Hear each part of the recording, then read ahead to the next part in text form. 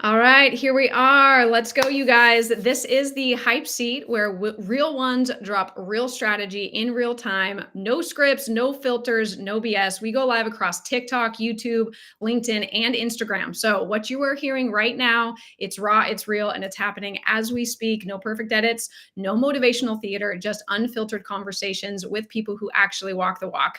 This show is for builders, for leaders, people who want to create momentum in a world full of noise, pressure, and distractions.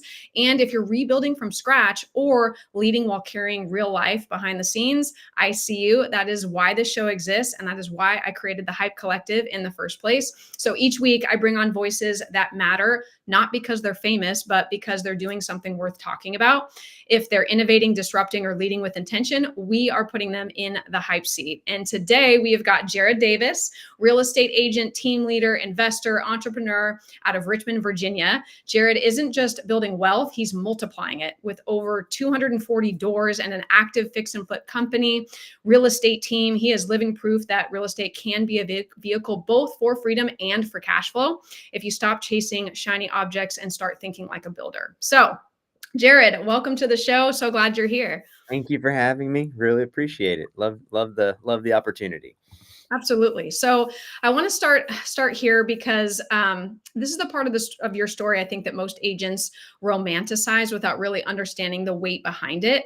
When we see your door count and the flips and the success that you have created so far and the machine that you've built, people love to assume that it was just this straight shot, right? But empire building does not happen by accident. So take me back to the moment where you kind of realize, like, I'm not just a high performing agent anymore, I'm actually building something bigger than that. Like, when did that click? Was it a deal or a conversation? Like, what made you shift out of just closing sales and like into actually wealth building? Yeah, that's a good question. So I got my license about 10 years ago now, and I just started out as a real estate agent, like a lot of people probably that are going to listen to this. I actually worked a second job for 2 years while I tried to be a real estate agent just to try to get off the ground. Year three, I went full time. I was the number one agent out of Remax on year three when I went full time out of that office. And then by about year five, I had already gotten to a point where I was like, man, I'm burning out trying to just sell houses. So I thought starting the team was the way. Obviously, if you're a high producing agent and you're listening to this, you probably run through the struggles of starting a team and figuring out the process and all of that stuff. But that was kind of where I started venturing. So it took me about 5 years before I started saying, okay, now I have enough cash flow and savings and all of these things where I can start to do more than just sell real estate. So it started with a little bit of a team growth. Then it went into my first fix and flip. After my second fix and flip, it turned into my first rental. And then it's just been a 5-year growth from there. So you're right. Even when people are looking at successful agents, they typically don't see all the stuff behind the scenes of the 100 to 200 to 300 calls you made a day to build the business, and all of the open houses you sat in every weekend, and all of the people that no showed you and everything else to become a good agent. It's the same thing on the investment side. It's a slow burn. Absolutely. Yep. And that part, like that decision to not settle for what's already working, because obviously you were doing things that were working and you were selling real estate, having cash flow. But making that decision to transition into something else, like that can be scary as hell. Like, to take something that's working and want to go for more. I don't think enough people admit that, especially when you're already doing well by most people's standards. So, let's build on that. So at that stage, like before you created the systems and before you scaled, what were you wrestling with the most with that shift of, okay, I'm just selling houses to creating more? Was it like identity or risk or burnout? Like what did that fear actually sound like in your head, or decision to make that transition? Man, I feel like I need a notepad to write down all the things. So burnout, I'll say burnout happened on the sales side because I was getting to a point where I was selling like over 100 houses a year just as a solo agent. And I was like, this ain't it. This is not the ticket. This is just too much. I'm working every night. After you show homes every night, you're going home and you're writing contracts at 11 o'clock at night to try to get them in before deadlines. And then all your weekends are gone. So the burnout was already there. It was more like, man, I need to shift to not burn out. Right. The Yep. risk, just to preface a little bit, I pretty much lost everything like 3 times before I got into real estate because I wasn't making money, but I bought my first house in like 2009 or 2010 when I was 18. Okay. So up until that point, no one had ever lost money on a real estate purchase, essentially, right? Until 2008. And so I bought my first house and was like, this is going to be great. I'm going to turn it over, flip it while I live here, move out, make 50 or 60 grand in a few years. It's going to be great. I actually lived there 5 years and then I had to write a check to leave. So I lost money on my first house. Okay. I started buying stocks at 17 and I got into penny stocks. I like quintupled my money and then it was a penny stock. So it pumped and dumped. And then I lost all of the money that I was investing with. And then I was like, well, maybe I'll just give it to a financial advisor to start a savings and do good. And so I talked to a family friend that gave me their financial advisor. And the financial advisor ended up running a Ponzi scheme and he stole my entire savings. So literally, I had lost money from financial advisors, the stock market, and real estate from like 17 to like 21 or 22. So Jeez. by the time I got a real estate license, I was like, who cares? You know what I mean? Like I can lose this a million times and I'll rebuild. And back then I didn't have anything. So it was fine. It wasn't really a Sure. big deal. By the Yeah. time I got to like, I'm going to buy my first flip, I think I had to put, I forget at this point, probably around 80 grand into it in cash, something like that. And Mhm. I don't know. It was just kind of like, this is what it is. This is what I want to do. I want to move to the next level, right? So the risk didn't scare me that much. Then when we went to buy the first rental, I bought it with a partner and it was an 8-unit apartment building. So most people are always really surprised because they're like, man, I wouldn't have expected you to go for a apartment building for your first, right? Most people buy a single family home, but this opportunity just kind of came along. My partner, who I'm still partners with to this day on some of our projects, we're buying a building right this second. He had found it. It was on MLS listed as a quadplex. It was actually an eightplex. Hmm. It listed on July 4th. So obviously the agent was just kind of doing all kinds of things wrong. And he put an offer in day one. We got it accepted. And he called me and said, hey, do you want to be a part of this? It wasn't even in our area. It was actually about 2 hours from where I live. And I don't know. I think I was just like, yeah, let's do it. I want to get into rentals. I think he had like a duplex for a while. So like, all right, you've had a rental for a bit. Let's do this thing. And Mhm. so I think I've always just been willing to say, if this is what I want to do, I don't mind taking the risk to do it. I still want to be educated about it. I still want to be smart about it. But the reality is most people just don't ever do anything because they're so afraid to act. And to me, even now, to this day, I'm like, if I lose it all, it's kind of fine. You know what I mean? I can go back to zero today and I'll be a millionaire in 12 months. Like it's okay. That doesn't scare me at this point. Well, what a gift, just point because you said a lot of really like life lessons in there, but what a gift to have experienced quote unquote what today's standards are as failure three times over by the time you were 22, and like I don't think a lot of people have that real life like massive money um uh failures in life by that age. So what a gift, because now you have that that confidence, like, hey, if I lose it I know how to rebuild it, because Yeah. you had a specific mindset and direction and what you wanted to do. So I think that there's a lot in there. So I want to talk a little bit about hustle mindset. There's kind of two camps about it, but a hustle mindset in general, I think gets glorified in this industry, right? Like do harder, just work more, next level type stuff. Like it's endless. It's out there everywhere. But at some point you had to go from I sell houses to I build assets, right? And that's part of the burnout that you were talking about. So, Mhm. what did that mindset shift actually like in real time? What did it feel like? Was it obvious for you? Were you like, do you feel like you were built that way? Or were there moments that you had to like kill off maybe some agent identity to step into the investor, leader, builder mindset? I'm still killing agent identity. I mean, I think we're streaming this to our real estate teams page right now and our Living in Richmond YouTube channel right this second, right? So I still actively sell. I think as of today, the team's done a little around 50 million so far. We're just at the halfway point for the year, so we're tracking about 100 million. But I'm probably 12 million of that right now, and I think I actively have probably 10 to 15 million in pipeline. So like I'm still probably going to sell $30 million this year, like Hmm. personally, but that is me definitely trying not to sell. So that is me like not waking up and calling leads or doing whatever. So the pivot isn't about not hustling anymore, right? Because I don't think anybody hustles as hard as I do still, whether they're on the team or whether they're whatever. Like I'm in it every day. Hmm. Pivot is what's the thing that I have to spend the most time at?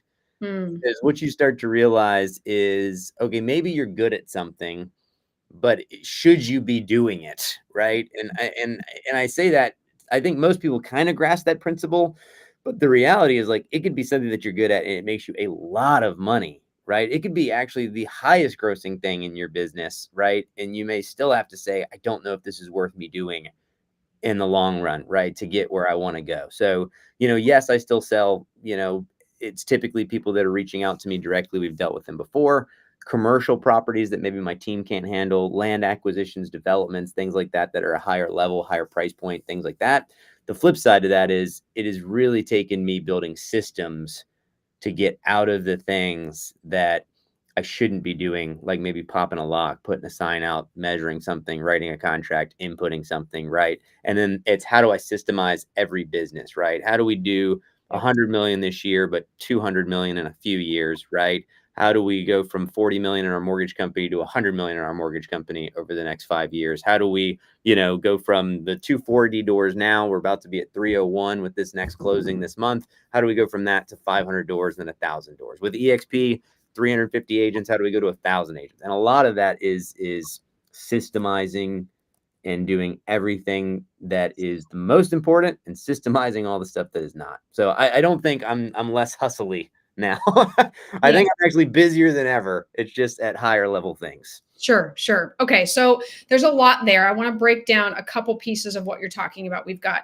hustle, and just like doing the work and being disciplined, and then there's also systems, and both of those are important. So really quickly, just to so that our audience and people that are listening, what is your like personal life makeup? Married, kids, like what do you got? Because we all have a personal life in addition to work, and some of us it can't only focus on real estate. So like, do you have a family, just so people can get some context for where you're I have a wife, no kids. So at? So I never take that for granted because I understand that once there's kids in play, there's getting them on the bus, there's picking them up off the bus, there's weekend extracurricular, there's all that stuff that I don't have to worry about, right? So Yeah. that is just that alone. I give so much respect to people that are raising kids and doing any kind of business because I just don't have that. Yes. So for me, I just have to make sure that I'm giving my wife the time she needs. We travel a lot just to try to get away together. I mean, we'll probably be gone close to 2 months this year, where we just try to get out of country or out of state or somewhere. Even if it's work stuff, I'll still take her with me so that we can spend a few days after. And then it's just making sure we have our date night still. Saturday we just hopped around breweries and restaurants and just hung out together, right? This morning we took a 3-mile run together. So I got up at 7. I don't think she wanted to get up. I was like, come on, let's do this thing. So we ran 3 miles. We sat in the sauna together. We got in the pool together. And then I was on my, 8 a.m. huddle with my team at 8, right? So I was still able to spend the hour with her, go to work, all that stuff. Very cool. So yeah, and you have to be systematic about that stuff too, in your personal life, and it all connects. So speaking of systems, so you're obviously at a high level, and we got a multitude of people watching. So if you were to kind of break it down and reverse a little bit, obviously you got systems at high levels now, but if you were to tell someone, like, what do you think is the starting point system that matters the most, or that allowed you to then create even more complex systems on top of that and get to the next level? Yeah, I don't want to like run on for days. So let's go business specific. We're Yes. talking to agents first, like as a real estate agent. Hmm. First system's a transaction coordinator, like bar none every Yep. time. I So agree. many people try to avoid it. And it's like, why are you ordering termite inspections and HOAs and all of these things, right? Mhm. The second thing I would almost say is if you're an agent that feels like you're getting to a burnout point, maybe you're selling 25, 35, 55, 60 deals a year, and you've got that TC in place that's kind of handling the back end, and you're asking yourself, do I want to start a team now? Right? Again, we're talking about systems. You really have to figure out, do you want to manage people? Because being a team lead and running a team is totally different than running a solo business. So if Yep. you just like to run a solo business, then the next thing I would recommend people hire is just a full-time assistant that's licensed. That was like the biggest game changer in my life across all businesses. Jared Davis Realty pays her But I mean, she's checking on flips, she's writing contracts, she's putting signs out, she's doing showing, she's going to walkthrough, she's getting gifts, right? So it's allowing me to sell without really selling. I can just handle an offer, handle this. Now, once you want to get into team approach, right? Then it's a totally different thing. And that's probably even too long leaving a conversation here, right? Because then it's systems for everything. It's systems for onboarding. It's systems for training. It's accountability. It's leads. It's how do the leads flow? It's what softwares are you using? What AI are you using? How are you tracking it? You can't measure what you can't, or you can't manage what you can't measure, right? So it's like all of that stuff comes in on a much larger scale. So that's that. And then I'd say as you get to the investment side, the systems are more of, do I have reliable trades and people that when I leave them alone, the stuff gets done, right? Because you're not going to be swinging a hammer. You're not going to be doing all of those things. So, can I buy a house, walk it once, and come back in 4 weeks and it's fully flipped and ready for market? That's ultimately where I wanted to be and where we are. Absolutely. And I think you pointed out a couple really key things of like, yes, systems, but also you could have the perfect system. And if you don't have the right people in it, Mm-hmm. matter how good your system is, just like you could have the perfect script, but if you don't have the right tone and you're not conversational, you don't actually care, then the script's not going to land. I think it's those two things are super important, or at least what I'm hearing from you and what I've experienced in improving both. And I think that the point is, if someone's listening and they're feeling overwhelmed, because some people are either just getting started on their journey, or maybe they are in the hustle mode and selling lots of houses and like, I need a break. I just think it's interesting talking, to people like you that are at these levels, but then breaking it down. Okay, what is the most important thing? Because there's a lot here, and you're a wealth of information. So anyone listening, I think it's important to figure out, okay, where am I at in that journey that you've experienced, and like, okay, what stage am I at? All this other stuff, the investment side and starting to add, but it's important if you don't have the one business that's making you the money, that's Cool. being on a high level, and you don't going to the next, right? Because we average million Yes. is 7 streams of income, but it's like, but they didn't start all of those all at once. They did one really, really well, and then they leveraged that into the next, and the next succeeded much faster, and then the third succeeded even faster than that. And I think that's what people miss. If there's one point that everybody should take from the podcast, it's just that point that you made. Forget my point. That's the point, right? And it's what I try to tell people every day, because nothing's more annoying than trying to teach somebody to sell real estate. And they're like, yeah, but I want to be an investor, and I want to be a flipper, and I want to be a this, and I want to be a that. And you're like, great. What is the definition of investing, right? It's putting money in and then getting money back. I'm like, you have no money. Yeah. So we need like the thing that's going to cash flow you, right? But so Right. many people try to have 10 irons in the fire, or they get an iron in, as it starts to get hot, they leave it and go get another, and then they're just holding like 10 cold irons. And to me, like, that is like one of the biggest skills you can ever have, is getting an iron so hot that it is just crushing for you. And then when you pick up another iron, that iron never gets any cooler, right? If anything, you've made it that it's going to keep getting even hotter without you, and then you add the next one, right? But so many people want to build all this stuff, and then they just have a bunch of mediocre businesses. That's why, like, I'm very open about numbers. I'm open about P&Ls. I will show someone yesterday was like, why are you like, you're not like afraid to show me what you made here? And I'm like, I don't really care, because I'm not selling some false dream like so many other people online. Like, I will show you where my businesses make money, where they need to get better, how you can do the same thing. And if that works, great. And if you want that, good. If you don't, that's fine.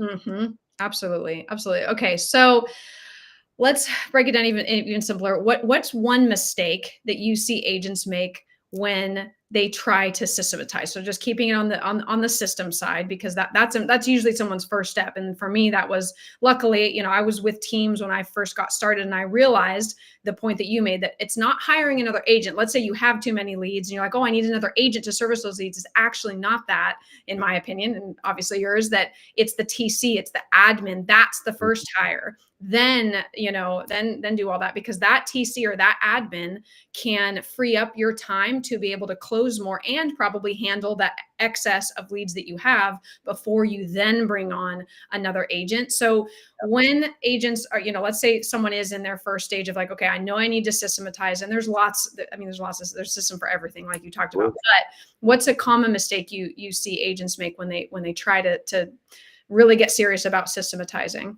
Yeah. a lot of people buy stuff and then never actually figure out how to use it or use it. They like buy the CRM and they're like, I got leads now, and the leads flow in, and then they got nothing on top of that. They're not putting their follow-up tasks in. They're not actually calling through the CRMs. They're like, they like half do everything. Everybody's like, let's do this thing. I'm going to get this software. It's going to change my business.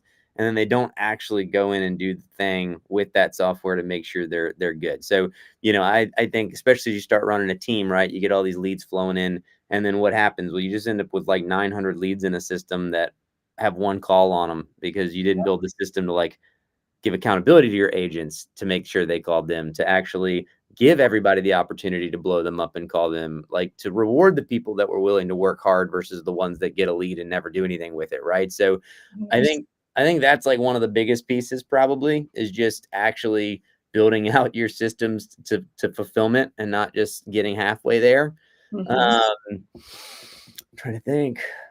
I can leave it at that. Yeah, no, I do like what you said. That is the part that I think no one warns you about. People think they need more tools or more tech, but the truth is, if you don't know what to do with your time or you don't follow through, like you're saying, once you've bought that tool or you've implemented that system, the burnout just looks different. So there's a follow through when you add something or you're building something that, okay, what am I, maybe now I have more time, but if that time isn't being replaced with more lead generation activities or more time for family, if that's the goal, maybe it's not making more money, maybe it's just, freeing up your time to do something in your personal life, whatever it is. If you don't know what you're going to do with that, again, it's you just waste money or waste time if you're not specific about that. Yeah, 100%. So, and what do you do then? Okay, so how do you decide what to let go of first? And we've touched on a little bit, but a lot of times when agents are going from solo and they do everything on their own, they know they need to leverage if they want to scale. How do they decide what to let go of first? Like when you're coaching and leading your own agents, how do you help them figure out like what to delegate, what to automate or eliminate so that they're not just in a hustle loop that doesn't actually produce anything? Yeah, I think most people, my answer, I think most people have heard a million times. They just don't ever put it into play because I feel like I tell people all the time this, and I've heard it a million times. It is really just figuring out one, what are you worth like per hour, right? And you have to do that math, and then you likely have to do the math on what you think you should be worth per hour too, right? Because the reality is maybe you're not worth $1,000 an hour yet, right? Maybe you're worth $100 an hour, right? So at that rate, if you know you're worth $100 an hour, then you're like, anything that costs me less than $100 an hour, I pay somebody else to do. And then maybe you set your standard for like, all right, but what should I be worth, right? And what is that income? If it's $500,000 a year, then that's what, $333 an hour or whatever it is. So you'd be like, okay, anything that's less than that, I'm going to live in that way. Like I'm already there, even if I'm trying to get it. And so to me, like I put a $2,000 an hour limit on everything I do. And really, I read a book the other day and I was like, maybe I should actually bump that up, right? But at $2,000 an hour, that's kind of where I figure it. And then anything under than that, I'm like, okay, it's got to go to somebody else. And then the next step to that is I realized that I could actually do $2,000 plus an hour things for more than 40 to 50 hours a week. So then you start to realize I actually still don't have enough time to do all of the things that I could be making money at a high level. So then honestly, for me, it's like, what do you want? Like, what do you like? You know what I mean? Like I've realized I could go make plenty of money in every business that I'm working on. It's just what do I want to do every day? What's going to drive my vision, my plan? What's going to impact the most people? What's going to help the most people? Right? I'm sure many people have seen you start off down here, by the end, what's the highest level? It's really just impact. Right. So I'm kind of in that thing where it's like money doesn't really matter. I don't really care about cash flow necessarily. It's just what's the impact now. So if I can train 50 agents on my team to go help 500 to 1,000 families a year, right? That's way more families impacted than if I was selling 100 houses a year, right? But it also impacts 50 agents on my team that I was able to change their lives and give them income and give them some freedom and teach them how to invest. And then you look at EXP and it's like, all right, 350 agents, that's great. I want to help all 350 agents. But if I can get that to 1,000 agents, then now it's like, okay, that's 1,000 agents across 26 countries already, or 3 countries, 26 states where we're in right now. So you're like, all right, if we get to 50 states, could we be impacting agents across 50 states, which is also impacting buyers and sellers, right? And then creating apartments, housing, right? 300 apartment doors, right, to 1,000. How many people are we giving housing to? How many people are you know what I mean? So then you're like, all right, I'm gonna do that, right? And so that's my like nutshell of like when I wake up and think, what do I have to do today? It has to like drive that vision and thought. And if it doesn't, and I start to feel at some point that I'm frustrated that it's not, then I have to figure out a system to get rid of it, essentially. And I love having these conversations because I see common threads. And one of the common threads I've got, you just organically hit it, which is you have to have a reason, a purpose, a why behind it. That, you know, and if you don't have one, then get one. You know, like what is important to you? If money wasn't an option, what would you be doing? Okay, then that's probably a reason. Can you create a plan around getting to that point or whatever that is? Because if you're not clear on that, then yeah, you're not going to feel like doing your calls on a Tuesday morning, you know, like, and then you're not going to do it because you don't have a true purpose doing it. So I'm glad you touched on that. And to me, like one of the things I tell my team and all the people all the time, they probably hate me for it, but I'm always just like, guys, I don't have to do any of this. I never have to come in again. I could go sit on a beach somewhere and it'd be fine, right? Like I could retire tomorrow, yet I get up and I do more every day than almost anybody I know because my why is so strong on like where I'm going and why I'm doing it and how I'm going to get there. And the goal sets are there that like I'm going to do it. Like I own a mortgage company. I'm in another lender's accountability text right now just because he was like, well, would you just be a part of it? I was like, I'd love to, man, just because if I can help other people be accountable, like, let's go. And I told him, I was like, I told him yesterday, like, you don't even have to give me the awards. Like, I don't want to take other people's stuff, but like, they gave us the accountability stuff, and it was just like one appointment in person a day set, like 10 contacts, a social media post, a 45-minute workout, and like something else. And I was like, dude, I'm gonna be done by like 9:30, 10 a.m. every day with this. You know what I mean? So like, I want people to see like if your why is strong enough, you're gonna get up and you're gonna go. And the more successful you get, the more your why has to get better because the reality is, again, you don't have to. So to actually have that desire, you better have a big plan, why, purpose, whatever. And it's not money. Money's never going to make you happy. Money is not a who cares about cash. If that's what you're shooting for, it's not gonna do you much. That's it. Yeah. It's a tool, really. I mean, money is just a piece of paper. It's you know, so it's a tool to get what you actually want. You have to know what that is. Yep. Okay, so a lot here. So let's shift gears for a second because systems are powerful, all the things that we're talking about, yes, but it's you know, only half of the equation. I want to unlock and unpack leadership, because, and not just like the rah kind, but like the leadership that actually costs you something. And you started to dive in on that, but like what's the hardest thing, do you think, in leadership that you've had to let go of in order to lead well? Like what does that look like for you?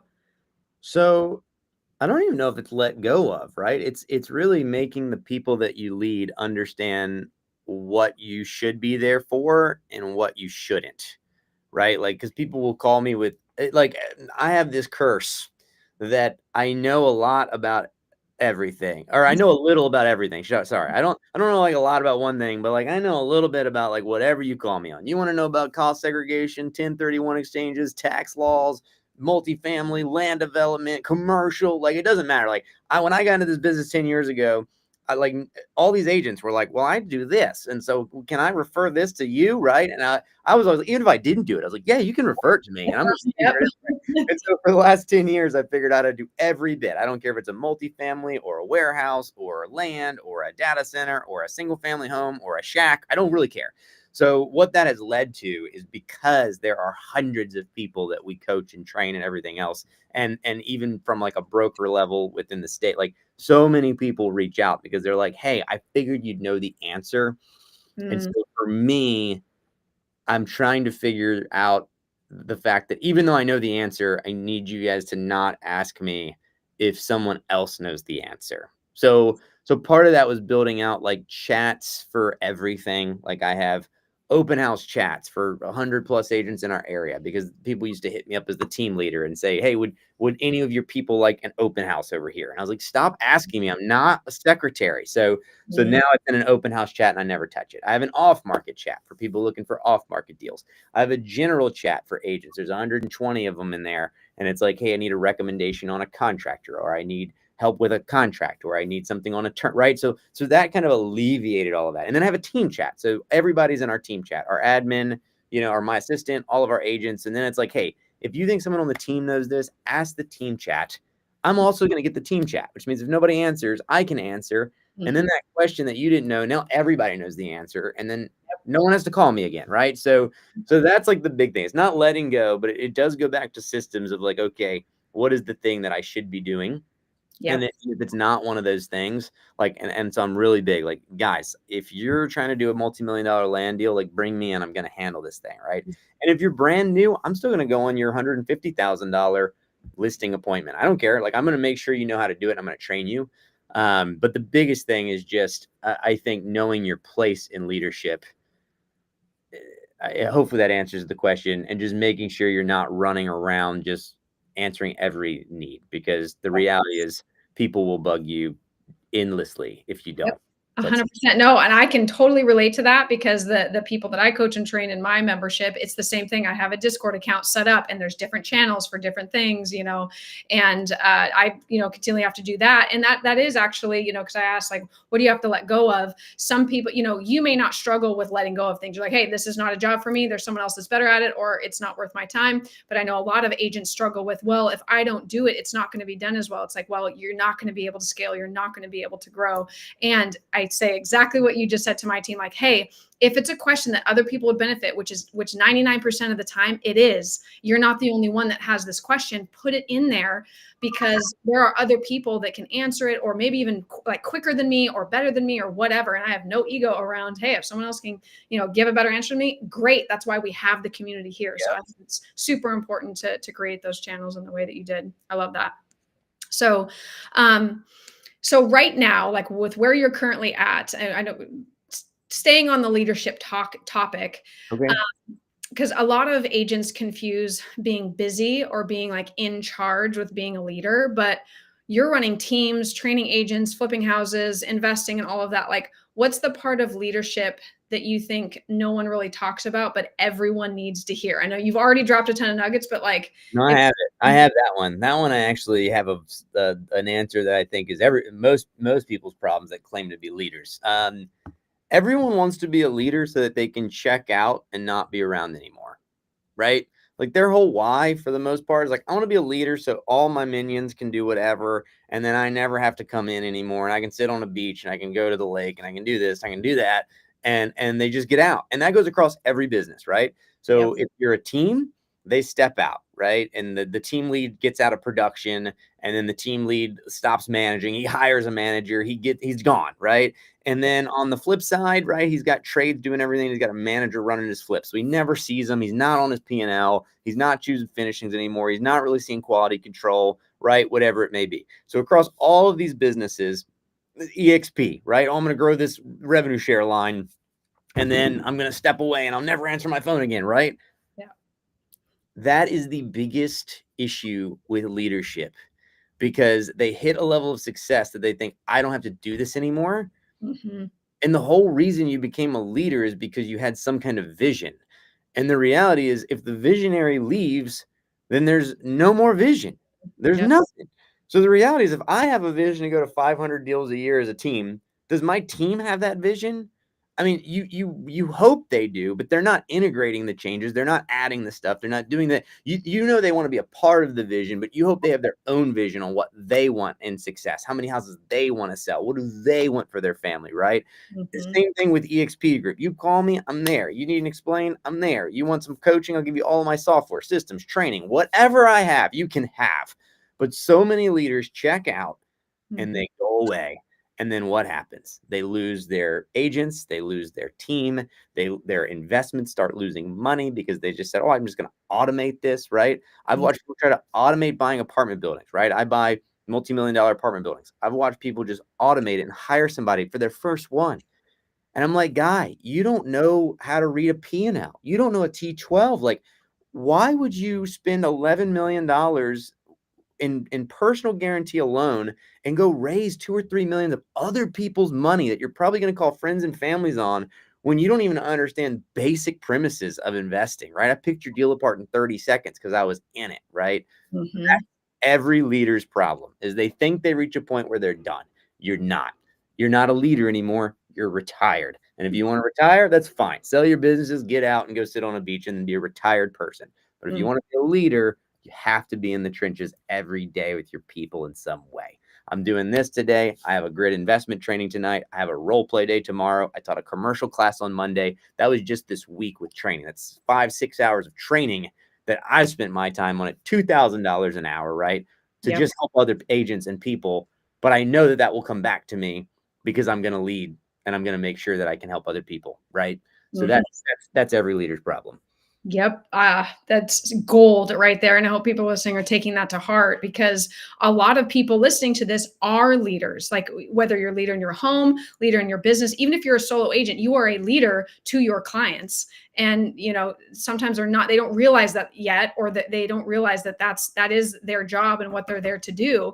Whether you're mentoring people, in your DMs or the text messages to your clients, whatever that might be. Are you showing up as a leader who is invested and involved? And do you have that type of mindset? So what would you say to the agent who might be sitting on the fence, who knows that, like, they're mentally and they know that they've got it, but maybe keeps shrinking back because they don't feel ready or not experienced yet? Because, a lot of times it's scary to do that. You're putting yourself out there, you're vulnerable. So what would you say to agents right now? Because that's, I think, the majority of the people listening, in that realm. So what would I say to them? Give me that again. What would I say to them if they're nervous about what? Reaching out to take a leadership role, or what? Ask me the question. Agents listening to this, because I'm sure people are inspired by, like, where you're at, what you've accomplished, and all the things. And so I guess what would you tell somebody that maybe is afraid to, like, step into that role, or to think of themselves as a leader, just at their stage of, selling homes and trying to lead and build a business? Because in order to build a business and have it sustain, you have to have some leadership qualities. So maybe someone that's afraid to step out, or afraid to, like, take on that role, they know they want more, but they know their leadership skills, in order to succeed and to maintain that success, they're going to have to show up as that leader that you're talking about. So what would you say to somebody that's maybe afraid to do that, or hesitating, or, not knowing what to do first? First, do you really want it? Right? Because it is a totally different pivot. It is, especially if you're an agent, if you're a sales agent and you move to any other role, it's totally different. So is that what you want? Do you want that secondary role? And then two, are you giving people something to follow, right? I mean, that's the whole point. You're taking the lead, which means everyone else is behind you and following you where you're going. So one, do you know where you're going? Right? Because if you don't know, how are you going to tell everybody else? But then are you giving them a good lead to follow, right? And again, that's where I think it's being there to help train them. It's being there to give them expertise. It's being the first person that finds out about the newest things, right? Like, I go to 5-6 conferences a year so that I can figure out, what is every other top team using? What AI is in place? What software is in place? How are they running their systems and leads and everything else, so that I can come back excited as the leader to tell all of my teams, right, that are under me, like, hey, guess what I just learned? You guys need to be doing this in your team, right? But if you don't want to take that, you know what I mean? If you're never going to the conferences, and you're never going to the masterminds, and you're never offering that, all of your stuff, right? If you want the world, you have to give it away. So the reality is, like, are you willing to not only take in all that knowledge you need to be the leader and lead, but then are you willing to give it all away to everybody else for free? Because that's essentially what's going to get you where you want to go. 100%. Zig Ziglar said, if you help enough people get what they want, you'll have everything you ever wanted and more. So, exactly right. So let's bring it to just the logistics of the real estate market. Where do you think that the real estate industry is headed, and what kind of leadership, just staying on that topic too, do you think we actually need, like, over the next 5 years? So, I mean, the market is obvious. I think a storm is brewing in the market for sure. We really hoped that rates were going to come down, and they didn't, and they went back up even more. And now they're like 7.5. So affordability is an issue. And I think every seller is living in 2021. Every seller looks at comps and they think, this is what I want and this is what I should get. And I think if you were in the market and you haven't been in the market for more than the last 3 to 5 years, like, you don't even know what you're doing, right? Like, you've never had to talk people through a price drop. You've never seen somebody ask for 20 grand in closing costs. You've never seen, you know what I mean? Maybe you never sold a home warranty, right? Like, I mean, God, I used to sell a home warranty on every single house I did. I was just like, yeah, the HVAC does suck. This does suck. We'll get you a warranty. The seller will pay for it. It's great. Then we went through this period where sellers were like, I'm taking the front door with me, right? You know what I mean? And you better like it, you know? So I think that's the biggest thing that's going to change, is that I don't think we're going to crash necessarily, but I do think that prices are going to kind of level out, maybe come down. The market's going to pivot a little bit. I think everybody wanted listings, right, for so long, which they are easier by nature. I think being a good buyer's agent is going to help a lot of people through this, because they're going to hopefully start being able to get some concessions and deals. And, you know, sellers are unreasonable, right? And they've always been unreasonable, but I think right now they're really unreasonable. So I think a buyer side, as much as people hate them, it may be like the way that you want to push. And then pivoting. I mean, we're probably going to see more foreclosures. I don't think we're going into an 08. This is not a doom and gloom call. But I mean, I've sold more this year than we've ever sold. I've flipped more this year, or last year we did more than ever. Even in the worst inventory transactional market ever, we were still up in every sector. And this year we're up even more. But I take that as a testament to what we are doing. And if I have software to pull every agent's sales and things like that, just so I can track people and you know, reach out and do all that stuff. Most every agent, their curve is like this over the last couple years, right? Ours is like this. And when you look at other really successful agents, not just us, but when I think of the teams in town and the agents in town, that I'm like, dude, you're killing it, right? Theirs is like this too. And so the reality is the market doesn't matter, because people are still going to buy and people are still going to sell. And it's what's your outlook on going to get those people, and are you having enough conversations? Are you working on your skills? Because if you're not selling, it's only one of two things ever. It's either an action problem or it's a skill problem. So no matter what happens with the market, if your skills are good and you take enough action, you'll sell houses. And if you don't, you won't. It's pretty straightforward. I like that you simplified that. And that's what I coach and train agents. Like, if you're not doing the things, it doesn't matter. And there's always a script. Everything's just an objection, right? Like the market or someone's whatever. And it's like, if you don't have the skills to overcome those objections and how to actually help people, you're going to struggle. And then on the flip side, like you're saying, the action stuff, if you're not following up, if you're not having enough conversations, you also won't have the business that you're trying to go after. Love that.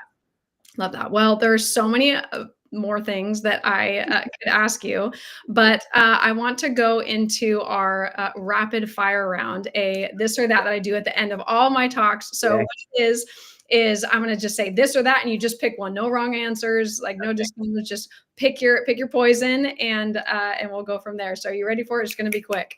All right, go for it. All right, let's do this. Overpay to win the deal or lose it on principle? Lose it on principle for sure. Full on cold calls or spending $5,000 a month on ads? Ads. Okay. Team of killers you have to manage or solo empire with total control? I know. Team, 100%. Okay, so sell your best flip to an investor who will ruin it, or keep it and rent it under market? Man, I technically the first one, which I hate to say, but the second one, I don't want to hold single family rentals, so it's got to be the first. Cool. Lose a deal to an agent who undercut you, or a friend you trained? Oh, a friend. Interesting. Okay. Speak at a huge conference and bomb it, or crush a podcast no one hears? I'm gonna vomit. I'm gonna do the vomit thing. Oh yeah, I love it. Wake up to 0 escrows or 10 toxic clients in contract? Oh, 0 escrows. Peace of mind. Peace for me now. That's what I want. There you go. Be famous for a strategy that no longer works, or unknown but quietly rich? That's Unknown. I don't want to be famous. 100%. Sell in a city you hate for 7 figures, or struggle in the one you love? Struggle in the one you love. Cool. Yeah. Last one, never have to generate leads again, but give up content forever? Wait, hold on. Give me that one more time. Okay, I wrote it funny. Okay. Okay. Never have to generate leads again, or give up content forever? But like, I don't have to create content, but I'm not going to struggle for leads. I'll do the leads one again. I would prefer to never be on social media again if I could get away from it. So yeah. Yep, there you go. That's a lesson. Sorry for the question, but the No, lesson it's good. It's good. it's more important that you're hitting your goals, whether or not you're visible or not. Yeah, I don't want anybody to know me, if I'm being honest. And the one about the friend, like I love when I go up against friends. I normally tell them, hey, you're going up against 10 people. If you're gonna hire anybody, you should hire that guy or you should hire me. I'm like, Mhm. forget the other 8. That guy's awesome. You should totally go with him. And then typically they're always gonna hire me or the other guy because of that. And so if my friend gets that, great. I love that. That's cool. That's cool. Okay, so you survived fire round. Great answers. Love Uh, it. So let's do this because I know we're getting to the top of the hour, and I want to check some comments from people just to see if we have any. We got a lot of great feedback. Cindy says, yeah, systems are so important. Jeremy says this guy is going to be sick of me because he's going to be reaching out to you. Fine, go for it. Let me check TikTok here. Yeah, people are loving this. We're getting lots of likes, lots of feedback. So all right, let's land this. So you've done the work, you built the businesses, you've taken lots of hits, and you also have receipts, and you're not afraid to show them. But here's what I always want to know, because success isn't just loud and showy, but it's about leaving a legacy, and legacies can be quiet, and it's in the stuff that people don't see. And that's just all part of it. So I love the conversation that we had here today, and I just appreciate you being on the hype seat and going all in with us. And just this conversation, it's one that so many people needed to hear. There's tons of nuggets that you gave us. It's not just the wins, but it's also like the war that it took to get there. And if you guys are listening to this, wondering if you're doing enough, wondering if the grind, the silence, and the pressure is worth it, Jared, what would you say? Is it worth it? Oh, it's totally worth it. At the end of the day, you just got to figure out, are you trying to live the life you want to live, right? I mean, you could go take your 9 to 5 and clock back in and do that. But if you do that, you're making somebody else's dream come true. So, you just got to figure out, you want to work for someone else's dream or your own. Absolutely. So if you guys felt this episode, you guys share it, tag us, DM it to someone, who's in the trenches right now. And if you want to follow Jared Davis, check out the Davis Group, his investing journey, or Make It Agent Academy. All the links, you guys, are going to be in the show notes and episode bios across the platforms. Jared, is there any last thing you want to leave people with, or, ways for people to find you other than what's in our show notes? Instagram's great, _ the Davis Group. You can find me on Facebook too, but Instagram's probably the easiest for DMs, messages, things like that. Happy to help anybody that needs it, especially on investing. We didn't really talk too much about the flips and apartments and things like that. So if anybody wants to get into that, if you ever want me to do anything on any of that stuff, happy to deep dive for people on that too. So whatever I can do to help, I'm happy. Perfect. Well, we will have you back because there's so much more I wanted to get into. I'm like, man, we're already at the top of the hour, but I will have you back. And maybe what we'll do is have you specifically talk about the investment side of things and help people get started with that if they are interested, or agents who want to provide value to investors. Like if they're working with investor clients and they're afraid to help because they're like, I don't know much about that. So you would be a wealth of information about that. So we'll do that on the next one. How about that? Okay. Sounds great. Thank you. Awesome, you guys. Yeah, absolutely. Thanks for being here. All right, you guys, we will see you next time. Same time. This was the hype seat. Thanks for being here. Thanks, Jen.